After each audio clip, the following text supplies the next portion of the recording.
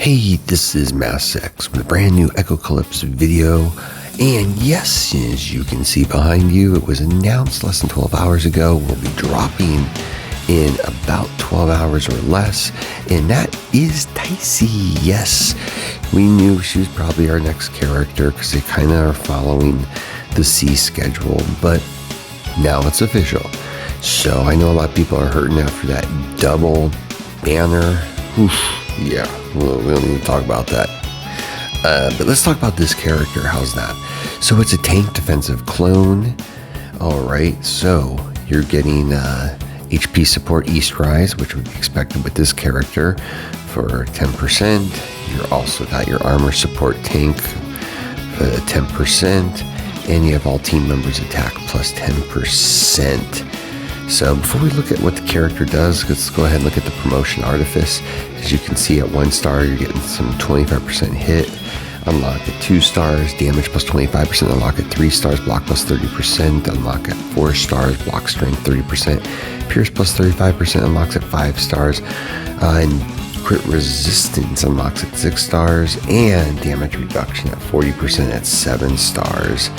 For Artifice 2, at tier 1, we've got that initial rage plus 1, HP plus 3150, which is something that's going to be incredibly important with this character. HP is going to be top priority, and then attack also. We also have at tier 2, armor plus 150, resistance plus 150. It activates at tier 2, passive life-saving hair, level 1. Carries 2 hair with her at the start of each round. If she owns 3 or more, she will turn them into clones. That's her little gimmick that we'll talk about in a second. Tier 3 attack plus 380. Tier 4 armor and resistance. At level 2, we've got, she carries 3 hairs. Yes, okay. And the links for this character are going to be, we've got Kiki and Zawa, which HP increase, which is going to be huge for her. We've also got Shiyu. That's going to be an armor increase, which isn't bad, but isn't going to be the be-all, end-all with this character. HP's a big push on her. The next link we've got is with Francia, and that's another HP increase. So those 3 with her would be really nice to help her out. Then you get some resistance with Nephthys.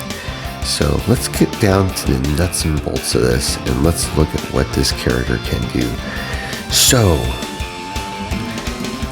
she brandishes her golden cudgel, deals 80% physical damage to a single enemy row, and restores 1 magic hair. Magic hair gains 15% dodge rate. This effect can stack. Now this will be important when we talk about the magic hairs. So that is at level 1. Let's go ahead and see where it's at level 3. It's the same, but it goes to 106% physical damage to a single enemy row and restores 1 magic hair, gains 15% dodge rate. And it does stack, as it said. So it's really just the attack. Okay, so that one's not going to be as crucial. Let's go ahead and look to bend my will. Okay, she manifests her mighty power and deals 179% physical damage to front row enemies. She plucks magic hairs from her body. I know this is a really weird character when you think about it. To transform them into clones. Yes, clones of her. So you get to see multiples of her. Clones last 1 round. Clones have different effects based on the amount of magic hair spent on transformation. So when she retreats, her clones also vanish. 1 cudgel has 15% of her max HP. If you have 2, they have 50% of her max HP. 3, you're going to have 75% of max HP. And that's where it's going to become important by how many of these magic hairs are plucked, because then you're going to have more clones. With more clones, you're going to have more HP. You see, it's a vicious little circle with this character. So that's at level 1. Let's go ahead and see where we see any major changes to this character. Level 4 at 5 stars. Let's see. At 5 stars, we're going to start to see a big push now on level 4 at 5 stars. when she manifests, they're going to do 208% physical damage to front row enemies. She plucks magic hairs from her body. Yada, yada, yada. We already talked about that. That lasts for 1 round. Grants allies a 65% chance to dodge 1 attack for 2 rounds. Clones have different effects based on the amount of magic hair spent on transformation. When she retreats, her clones also vanish. Then you see in this one, if you only have 1, it's 24%, but at 3, they have 100% and a 30% dodge rate. Yeah, I just have a hard time seeing this character being really productive with no stars based on what her skill set does. This is going to be a tough one for free to plays except for to collect. Then your big push on this character, of course, is at 7 stars, okay? When she manifests her mighty power and deals 229% physical damage to front row enemies, she plucks magic hairs from her body and transforms them into clones that last for 1 round. Grants allies a 100% chance to dodge 1 attack for 2 rounds. That is freaking sick. Okay, she also gains 2 magic hairs. Clones have different effects, so you're guaranteed 2. So that means you're going to always have 2 clones at 7, and they're going to be at 100% of her max HP. Yeah, okay. And then we go on. If you have 3, now it's now 150% of her max HP, 50% dodge rate. And when, of course, you take damage, the clones take damage instead. Yeah, this is a tough character. To me, this is more of an investment character than we've seen in a bit. Let's go ahead and look at life-saving hair. She carries 2 hair with her at the start of each round. If she owns 3 or more magic hairs, she will turn them into her clones, lasting for 1 round. That's at level 1. Let's go ahead. Tier 6, level 3.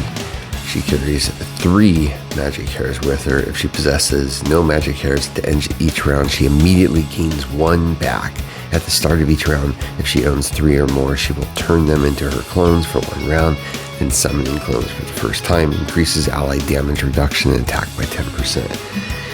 Yeah, nice, but not as big of a necessity. Yeah, it's really the killer is this bend to my will, but I don't know.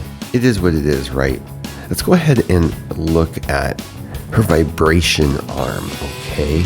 So this is the Golden Cudgel. Uproar in Heaven. When clones expire, deals physical damage equal to 75% of her attack to all enemies 1 time. Oof. Ooh, yeah, you're going to really need this one with this character. Is it a necessity? Well, in my opinion, it is. Why? Because she's a tank. You're using her in these clones to protect your team, and then when they go away so quickly because they're only 1 round, you're going to have this continuous damage going on. So that was at level 1, okay? If you unlock it at 3 stars is where you first see the first big difference. And that basically goes from the physical damage goes to 125%. But at the start of battle, she gains a shield equal to 20% of her max HP. That's nice. And of course, if you go all the way to 5 stars, that shield goes to 30%, and that physical damage from the clones is 150% of her attack. That's why I mentioned attack is kind of important with her, but only if you get the arm. So keep that in mind. Enhance Artifice. Looks like you can get some HP and attack right out of the gate with that. So level 10, level 20, level 30.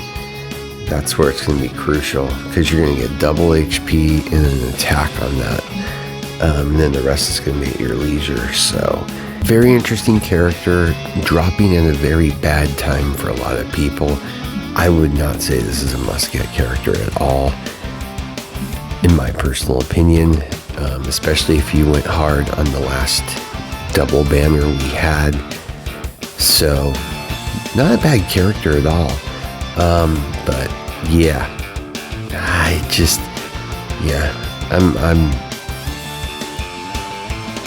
I'm not going to recommend this character, especially after this double banner right now, especially for free to plays. Of course, if you're a spender or a whale, it doesn't make a hell of a difference what I say because you're going to do what you want to do.